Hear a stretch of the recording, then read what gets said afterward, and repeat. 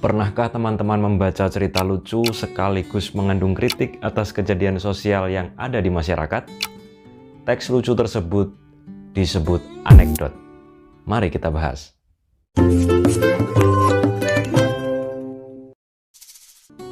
Assalamualaikum warahmatullahi wabarakatuh. Fajar Arifianto di sini. Teman-teman sedang menyaksikan kanal Kita Bisa Bahasa Indonesia.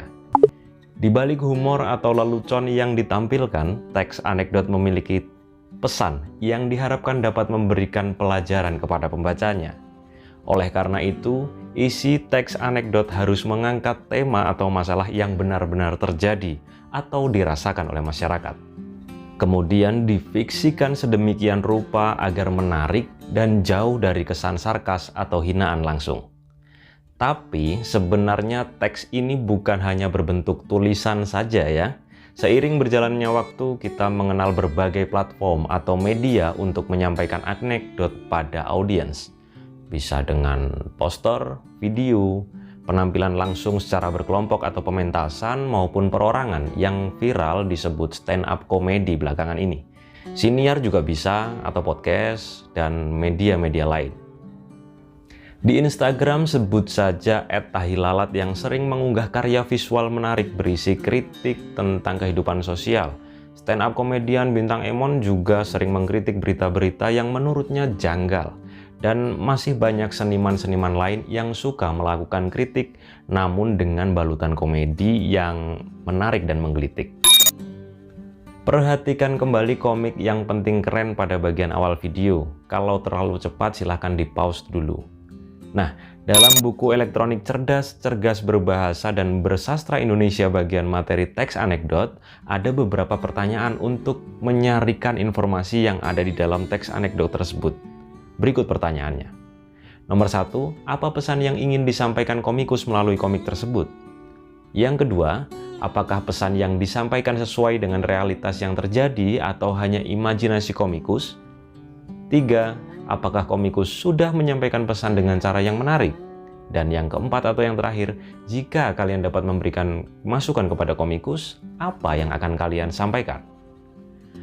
Saya akan memberi contoh tanggapan terhadap pertanyaan-pertanyaan tadi. Ya, memang jawaban dari pertanyaan ini sifatnya terbuka, namun ada baiknya teman-teman menyimak juga hingga selesai contoh tanggapan yang saya beri, agar nantinya kalimat yang kalian tulis dapat lebih variatif dan tidak membosankan. Jawaban untuk pertanyaan nomor 1. Berdasarkan komik yang penting keren tersebut, kita dapat belajar tentang perkembangan generasi masa kini yang ternyata lebih menyukai kepalsuan. Hal tersebut dapat dilihat dari wanita yang sedang melakukan swafoto dengan efek penambahan kecantikan, kegiatan foto katalog sekolah yang mengenakan baju tidak sesuai kepribadian, dan latar foto wisuda yang tidak sesuai dengan kenyataan.